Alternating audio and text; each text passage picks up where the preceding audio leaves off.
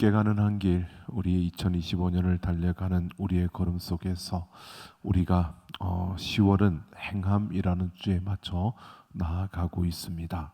오늘은 지혜의 온유함이라는 제목으로 땅의 지혜와 하늘의 지혜, 야고보가 우리에게 말해주고 있는 하늘의 지혜와 땅의 지혜가 어떤 것인가를 우리가 함께 살펴보면서 하늘의 지혜를 소유하고 지혜의 그 온유함으로 행함을 보이는 이런 삶을 우리가 살아가려면 어떻게 해야 될 것인가라는 것을 함께 생각해 보려고 합니다.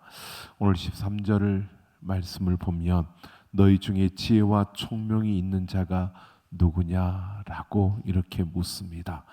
여기에서 지혜와 총명이라고 하는 것은 신약에 근거하고 있는 것이 아니라 구약 성경에 근거를 둔 표현입니다. 이 지혜는 히브리어로 호크마라고 하는데 이것은 하나님에 대한 정보를 듣고 아는 것을 말하는 것이 아니라 그 차원에서 한 걸음 더 나아가서 삶의 자리까지 그 하나님에 대한 그 지식이 펼쳐지고 또 그 하나님에 대해서 순종하는, 그렇게 해서 실천의 자리까지 나아가는 바로 이러한 것을 호크마라고 하는 것입니다. 그래서 성경은 여호와를 경외하는 것이 지혜의 근본이다라고 이렇게 말하고 있는 겁니다. 구약에서 이 지혜를 말할 때 보면 지혜는 하늘로부터 우리에게 주어진다고 위로부터 오는 것임을 말하고 있습니다. 그 지혜를 주신 분 바로 그 하나님께 우리가 정당한 그러한 공경을 삶으로 드리고 또 그렇게 나타내는 것은 마땅하고 당연한 것으로 우리에게 말해주고 있는 것이 바로 이 호크마라고 하는 겁니다. 그래서 지혜의 근본, 여호와를 경외하는 것이 지혜의 근본이다라고 말하고 있는 겁니다. 그 지혜가 하늘로부터 오기 때문에 그 하나님을 경외하는 것, 그 하나님으로부터 지혜가 주어지기 때문에 그 하나님을 우리가 경외하는 것이 마땅하다라고 이렇게 말하고 있는 겁니다. 지혜가 하나님을 공경하는 것, 이것이 바로 지혜다라고 이렇게 말하고 있는데 오늘 야고보는 그래서 선행으로 말미암아 지혜의 온유함으로 그 행함을 보이라라고 이렇게 말하고 있는 겁니다. 이것은 너에게 정말 지혜가 있다면 선을 행함으로 보이라는 겁니다. 너에게 정말 지혜가 있다면 그 행함으로, 온유함으로 그 지혜됨을 보이라라고 이렇게 말하고 있습니다. 그 온유함으로 지혜가 있다는 것을 보이라는 겁니다. 지금 야고보는 1장 18절에서 밝혔던 것처럼 하나님과 원수되었던 그러한 우리를 그리스도의 피로 거듭나게 하셨는데 이것을 진리의 말씀으로 우리를 낳으셨다라고 이렇게 표현했습니다. 바로 진리의 말씀으로 잉태되어서 우리에게서 진리의 열매가 맺어지는 것, 진리의 말씀으로 다시 태어났기 때문에 우리는 진리의 열매를 맺는 자들이라는 사실을 말해주고 그것이 정상이라는 겁니다. 그런데 우리가 이 땅에 살면서 우리를 둘러싸고 있는 환경, 예를 들면 토양도 나쁘고 환경도 나빠서 우리가 진리의 열매를 맺지 못하도록 그렇게 방해를 받게 되고 공격을 받게 되고 그래서 열매가 맺어지는 것이 지연되는, 늦어지는 경우도 있고 그 열매가 맺지 못하고 망가지는 이러한 때도 있다는 것입니다. 그럴 때 우리가 어떻게 해야 되느냐? 오늘 야고보는 마음에 심어진 그 말씀을 온유함으로 받으라는 겁니다. 온유함으로 그 지혜됨을 보이라라고 하는 이것은 온유함으로 받아야 한다는 것입니다. 당연히 진리 가운데서 났기 때문에 우리는 진리의 열매를 맺는 것이 마땅한데 그러지 못하는 그런 우리의 삶의 모습들, 바로 우리가 서 있는 세상에서 우리를 방해하고 우리를 공격하고 미혹하는 수많은 것들이 우리를 그렇게 열매를 맺지 못하게 한다는 것입니다. 그래서 그 말씀에, 그 하나님의 우리 마음에 주신 그 말씀을 온유함으로 받으라고 말하고 있는 겁니다. 이 온유함이라고 하는 개념이, 헬라적인 개념이 조금 우리가 생각하는 것과 다릅니다. 이 온유함이라고 하는 것은 내가 노력하고 내가 수양하고 내가 훈련되어져서 가질 수 있는 그러한 온유함이 아니라는 겁니다. 이 온유함은 헬라적 개념을 보면 외부적인 힘에 의해서 우리가 통제되고 또 그렇게 절제되어지는 상태를 말하는 것입니다. 예를 들면 이런 겁니다. 내가 어떻게 하는 게 아니라 외부의 힘에 의해서 내가 안정을 찾게 되는 겁니다. 여러분, 우리가 열이 막 날 때, 아이들이 열이 나면 그러면 해열제를 먹입니다. 그 해열제를 먹고 나면 그 해열제가 열을 낮추는 역할을 해주는 거죠. 바로 그러한 부분이 이러한 부분을 말해주고 있는 겁니다. 바로 온유함이라고 하는 것은 내가 할 수 있는 뭔가가 아니라 외부의 힘에 의해서 내가 통제되어지고 외부의 힘에 의해서 내가 영향을 받게 되는 것을 말하고 있는 겁니다. 그러니까 이 온유함이라고 하는 것은 우리에게 뭘 말하고 있냐면 성령께서 우리를 다스리고 우리를 통제함으로 우리를 통해서 그 행함이 드러나고 행함이 보여지는 것을 말하고 있는 겁니다. 즉 지혜는 우리가 가지려고 한다고 해서 가질 수 있고 우리가 원한다고 해서 나에게 주어지는 것이 아니라 성령의 다스림 속에서 그 통제, 그 지배 아래에서 우리에게 주어지는 것이 바로 지혜다라고 말하고 있는 겁니다. 여러분, 우리가 지혜롭게 산다는 것은 어떻게 사는 거냐? 바로 성령의 충만함 가운데 살아가는, 성령의 통제를 받고 성령의 제어를 받으며 성령의 이끄심에 순종하며 살아가는 삶이 지혜롭게 살아가는 자의 모습이라는 겁니다. 우리가 세상에서 지혜롭다고 하는 것은, 일반적으로 우리가 바라볼 때 지혜롭다라고 하는 것은 우리가 다른 사람들보다 좀더 영악하게 또는 현명하게 또 이렇게 살아가는 그런 삶의 모습들을 우리는 지혜롭다라고 말할 것입니다. 그런데 성경은 우리에게 지혜롭다라고 하는 것은 성령의 다스림을 받는 것을 말하는 겁니다. 성령의 충만한 삶을 말하는 것입니다. 그러니까 우리가 이렇게 보면 내가 성령의 충만한 삶을 살지 못하고 내 생각과 내 감정과 내 기분이 들어가면 여러분 그 삶은 지혜로운 삶이 아니고 그 선택은 지혜로운 선택이 아니라는 겁니다.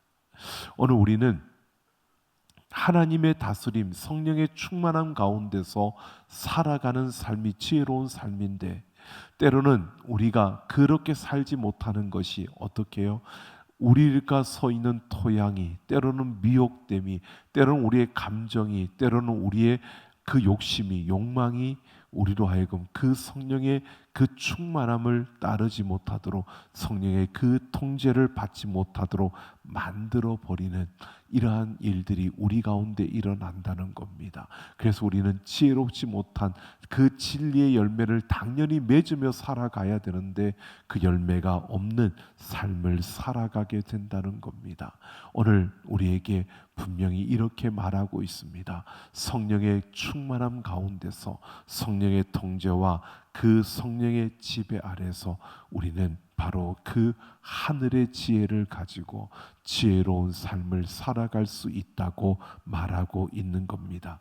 그러면서 14절을 보면 야고보는 하늘의 지혜와 대비되는 땅의 지혜를 소개하고 있습니다. 이 땅의 지혜는 시기와 다툼과 자랑과 거짓, 이 네 가지의 항목으로 이어지고 있습니다. 시기라고 하는 것은 여러분 컴플렉스에서 일어나는 그 마음의 태도가 시기입니다. 무언가 비교해서 내가 조금 못하다라고 생각하고 내가 조금 덜 가졌다라고 생각이 들어질 때 나타나는 우리 마음의 태도가 이 시기라고 하는 겁니다. 여러분, 예수님 시대에 가장 준엄하게 예수님으로부터 책망을 받았던 자들, 그들이 바로 유대 사회에서는 정말 알아주는, 인정받는 그러한 지도자들, 서기관들과 바리새인들이었습니다. 그런데 분명히 그들은 일반 백성들에 비해서 그들은 말씀 가운데 살려고 노력했던 자들이고 말씀대로 따라가려고 그만큼 앞섰던 신앙의 본이 되었던 자들이었습니다. 그런데 자신들이 잘났다라고 생각했는데 그 진리 앞에 비추어 볼 때마다, 그 말씀 앞에 자신들을 비출 때마다 다른 이들은 그들을 정말 우리가 본받을 만한 그런 믿음의 사람들이라고 칭하지만 스스로 자신들이 보았을 때 그 진리 앞에서 자신들의 연약한 모습들, 자신들의 무너진 모습들이 자꾸 드러나게 되는 겁니다.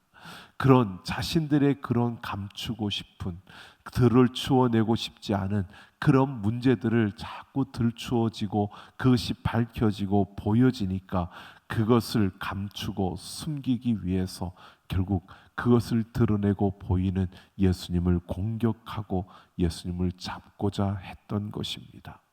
바로 이렇게 시기라고 하는 것은요, 정의라는 바른 것이라는 가면을 쓰고 분쟁과 다툼을 일으키는 것입니다. 여러분, 이렇게 시기는 다툼으로 이어지고 또 그 다툼은 보십시오. 유유상종이라는 말이 있습니다. 끼리끼리 모이는 겁니다. 시기하는 마음으로 인해서 자신의 부끄러움을 드러내지 않기 위해서 다투고 분쟁하면서 그들이 끼리끼리 모이는 겁니다. 당을 짓는 겁니다. 그러면서 서로 패를 나누고 경쟁을 하게 되는 겁니다. 서로 잘났다라고 자랑하게 되는 겁니다. 바로 이 모습입니다. 시기가 다툼을 일으키고 다툼은 결국 그들 안에서 나누어지는, 그러니까 서로를 나누는 이러한 모습으로 서로 자랑하는, 자신들만 잘났다고 생각하는 이러한 모습으로 만들고요. 여러분, 그 자랑은 어떻게 되느냐? 사람이 자랑을 하다 보면 거기에 뻥이 들어가고 허풍이 들어갑니다. 거짓이 들어가게 되는 겁니다. 결국 이 지혜는, 이 땅의 지혜는 이러한 모습이라는 것을 말해주고 있는 겁니다. 시기를 통해서 다툼이 일어나고 그것을 통해서 서로 잘났다라고 나누어지게 되는 이 모습, 그러면서 그들이 결국은 자기가 잘났다는 것을 드러내기 위해서 거짓에 빠지게 되는, 거짓으로 들어가게 되는 이러한 모습이 되고 만다는 것입니다. 여러분, 작은 것이 크게 되어지면서 우리를 힘들게 하고 어렵게 하는 것들이 참으로 많은 것을 보게 됩니다. 이게 땅의 지혜입니다. 그런데 그 반면에 그와 다른 17절을 보면 위로부터 난 지혜, 하늘의 지혜는 성결하고 화평하고 관용하고 양순하며 긍휼과 선한 열매가 가득하고 편견과 거짓이 없다라고 말합니다. 성결하다라고 하는 것은 순결하다, 거룩하다라고 하는 것과 같은 의미 개념으로 그 포도주를 만들 때 이물질이 들어가지 않는 상태를 말하는 겁니다. 즉 순도가 높은 상태, 그러니까 불순물이 제거되어진, 불순물이 없는 그러한 상태를 바로 이 성결이라고 말하고 있는 겁니다. 이것은 바로 하나님을 바라는 그 바람이 그 마음에 오직 하나님께로만 향하여 있는, 다른 어떤 것이 아니라 내 모든 것이 하나님께로 향하여 있을 때 우리는 순결하다, 성결하다라고 이렇게 말할 수 있다는 것입니다. 그러면서 그 다음은 화평을 말하는데요, 바로 예수 그리스도의 그 십자가의 사랑과 은혜로 우리는 하나님과 화목하게 되었고, 또 뿐만 아니라 하나님은 우리를 그 자녀로 삼으시고 세상과 하나님 사이에 화목케 하는 그 직책을 우리에게 맡겨주셨다는 사실을 분명히 말씀하고 있습니다. 바로 우리의 삶 속에서, 우리가 살아가는 세상 속에서 만나는 그 모든 사람들, 매일 부딪히는 그 사람들 속에서 우리는 화평케 하는, 화목을 열매를 맺어가는, 바로 모두에게 평화를 전하는 그러한 삶을 살아가는 것, 이것이 바로 하늘의 지혜로부터 주어지는 것임을 말하고요. 그 다음 관용이라고 하는 것은 실수하거나 죄를 지은 그러한 사람들을 구분해낼 줄 아는 지혜를 말하는 것입니다. 그런데 이 관용은 우리가 동양적 그러한 우리 개념과는 좀 다른 것이요. 동양에서는 그냥 없던 걸로 하자, 그냥 없던 걸로 다 이렇게 용서하면 그냥 다 없어지는 것으로 말하지만, 여기에서 관용은 실수와 죄에 대해서는 제대로 그 값을 묻는 것을 말하는 겁니다. 바로 십자가의 그 모습을 그대로 보여주는 겁니다. 하나님이 우리의 죄를 그냥 그냥 너희 죄 없는 걸로 하자, 이렇게 말씀하지 않았다는 겁니다. 우리의 죄에 대해서는 죄값을 반드시 치러야 되는 것이었고, 우리를 용서하지만, 우리를 하나님의 자녀로 삼고자 하지만, 우리를 그만큼 사랑하시지만, 죄에 대해서는 그것을 그냥 없는 걸로 하자고 말하는 게 아니라 죄값을 치르게 하셨습니다. 우리가 그 죄값을 치를 수 없는 것을 아셨기 때문에 하나님은 그 아들 예수 그리스도를 이 땅에 보내심으로 우리를 대신하여 그 죄값을 치르게 하셨던 것입니다. 바로 우리를 받아주시는 것, 이게 관용인데, 우리를 받아주시고 용서해 주신 것인데, 그런데 죄값을 그냥 없는 걸로 치는 게 아니라 죄값은 치르고, 죄값은 죄값대로 치르면서 우리를 품어주시는, 용서하시는, 받아주시는 것이 바로 관용입니다. 그러면서 오늘 우리에게 분명히 이렇게 말합니다. 우리가 그 긍휼을 입는, 바로 용서받을 수 없는 그런 우리에게 하나님이 긍휼을 베풀어 주시는 것, 이 긍휼은 또한 이런 마음을 긍휼이라고 합니다. 모성애가 불타는 바로 그런 모습인데요. 성경에 보면 솔로몬의 그 지혜를 말하면서 두 여인이 한 아이를 데리고 와서 서로 내 아이라고 말할 때 솔로몬이 그 아이의 반을 나누라고 말했습니다. 그때 그 어미, 진짜 엄마가 되는 그 어미는 그러지 말라고 그냥 그것을 가로막는데, 그때 표현이 불타는 듯한 그 마음을 이야기합니다. 어머니의 불타는 그 마음으로 그것을 가로막는 것입니다. 그게 바로 긍휼이라는 의미입니다. 바로 너무 사랑해서 내 마음에 불이 타는 그 뜨거움이 넘치는 이런 상태가 바로 긍휼이라는 것을 말해주고 있는 겁니다. 바로 선한 열매가 가득하고 편견이나 거짓이 없는 이러한 것이 바로 하늘의 지혜라고 말합니다. 편견은 자기 고집입니다. 결국 내가 다른 생각, 선입견이 있다라고 하는 것은 어떠한 생각을 가지고 내가 그것을 무겁게, 그리고 그것을 옳게 생각한다는 것입니다. 자기의 고집을 말하는 겁니다. 자기가 가지고 있는 바라보는 세상의 세계관, 그 프레임입니다. 그러니까 결국 우리가 하늘의 지혜라고 하는 것은 좁은 프레임을 갖는 것이 아니라 넓은 프레임을 갖는 것을 말하는 것입니다. 우리가 세상을 보면서 편견을 가지고 자기 고집을 가지고 바라본다는 것은 아주 좁은 프레임을 가지고 세상을 바라보는 겁니다. 그러니까 작은 안경을 쓰고 우리는 세상을 바라보는 겁니다. 그런데 하나님 하늘의 지혜는요, 우리에게 우리가 생각할 수 없는 큰 그러한 안경, 큰 프레임을 우리에게 주고 있다는 겁니다. 모든 것을 내 마음대로 생각하는 것이 아니라 바로 하나님이 바라보시는 것, 하나님이 옳다고 하는 것, 하나님께서 좋게 여기시는 것을 그대로 바라볼 수 있는 이것이 바로 하늘의 지혜임을 말해주고 있습니다. 오늘 우리는 이러한 것을 보게 됩니다. 하나님의 시선으로 바라보며 우리가 그렇게 달려갈 때 내 시선을 깨뜨리고 하나님의 시선으로 바라보며 하나님의 마음을 가지고 우리가 바라볼 때 거기에 선한 열매가 맺어진다고 합니다. 그러면서 18절에 보면 화평으로 심어 의의 열매를 거둔다라고 말하고 있습니다. 이 의의 열매는 바로 하늘의 지혜를 가리키는 겁니다. 여러분, 하늘의 지혜는 성령으로부터 우리에게 주어지는 겁니다. 우리가 의의 열매를 맺는다는 것은 바로 성령에 의해서 우리가 세상을 하나님의 그 지혜로, 하늘의 지혜로 바라보는 이런 삶을 말하고 있는 겁니다. 우리가 이 땅을 살아가면서 내가 억지로 내가 성결해지고 내가 거룩해지려고 노력한다고 되는 게 아니고요. 우리가 평화롭게 모든 이들과 화평하며 그 화목의 관계를 이루려고 되는 것도 아니고요.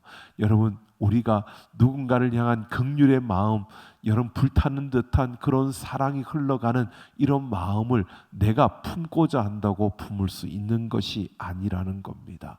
이것은 바로 성령을 통해서 우리에게 주어지는 것이고 하나님 안에서 하나님의 시선으로 세상을 바라볼 때 우리 안에 주어지는 하나님께서 우리 안에 부어주시는 그러한 하늘의 지혜라는 것을 이렇게 말해주고 있는 겁니다. 오늘 우리는 예수 그리스도를 통해서 생명을 얻은 자들입니다. 하나님 안에서 영원한 생명을 얻었고 하나님과의 참된 평화의 그 관계를 갖고 있는 자들입니다. 이제 우리는 그런 그 관계 속에서 이 세상을 살아갈 때에 우리는 의로움의 열매, 바로 하늘의 지혜를 가지고 이 땅을 살아가는 우리의 삶이 되어져야 합니다.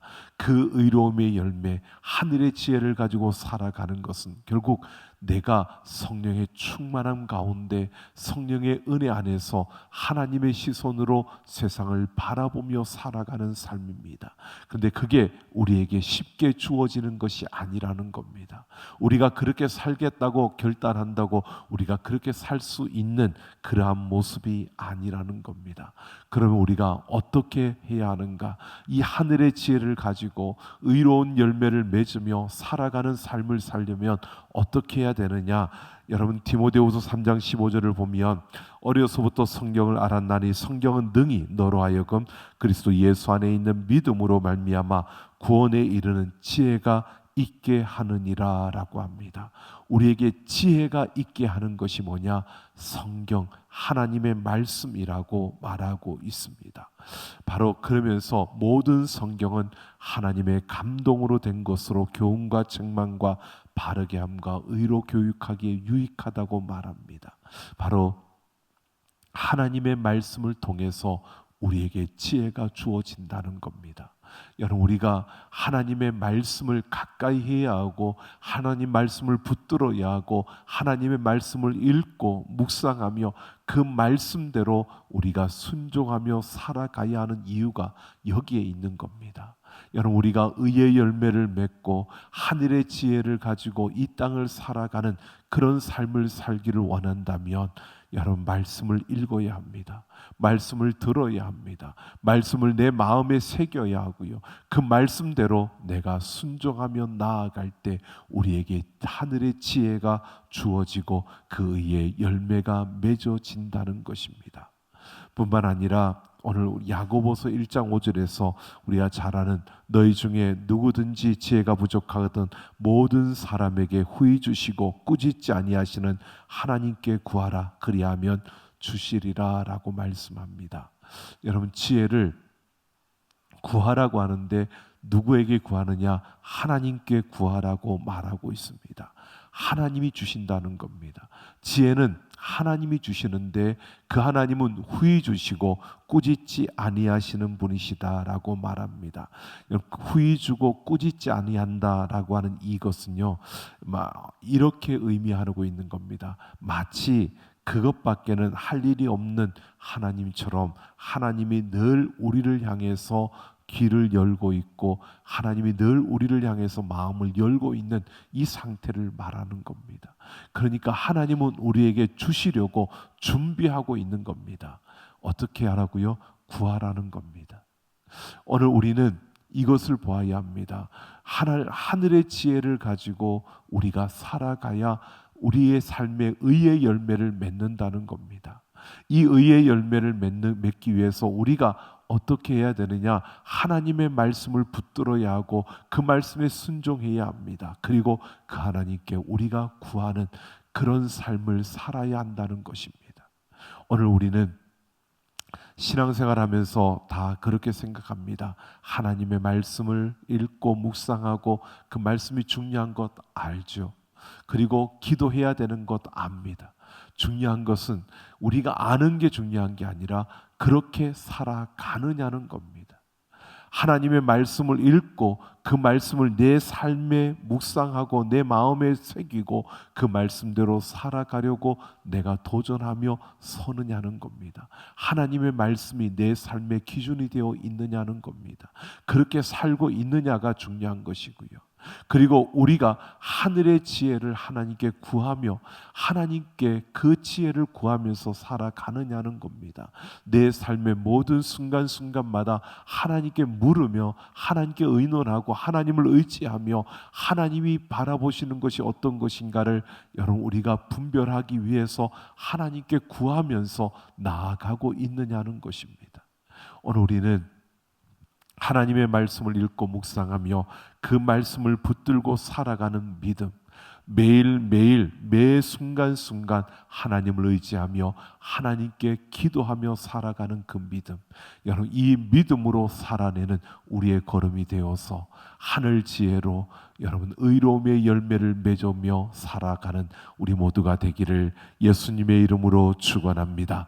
여러분 우리가 믿음이 있다고 말하면서 말씀을 가까이 하지 않고 그 말씀에 내 자신을 비추지 않고 내 감정과 내 생각과 내 판단을 가지고 살아간다면 그것은 여러분 지혜롭지 못한 자의 모습입니다.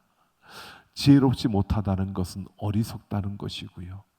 여러분 우리가 하나님 앞에 기도하지 않고 하나님께 묻지 않고 하나님께 우리가 의지하지 않고 우리가 살아가는 것은 지혜롭지 못한 겁니다. 그것은 어리석다는 것입니다. 오늘 우리는 하나님을 믿는 자녀로서 우리는 생명을 가진 자들입니다. 우리의 삶이 생명을 가졌으니까 나는 당연히 지혜롭게 살아가고 있어. 아니요, 내가 지혜롭게 산다는 것은 결국 말씀과 기도로 우리가 살아갈 때 우리는 지혜로운 하늘의 지혜를 가지고 의로움의 열매를 맺으며 살아가는 삶을 사는 겁니다. 여러분 우리의 모든 걸음 속에서 말씀을 가까이 하며 기도하며 우리가 살아내는 우리가 그렇게 달려가는 그래서 지혜롭게 의의 열매를 맺어가는 우리 모두가 되기를 예수님의 이름으로 축원합니다.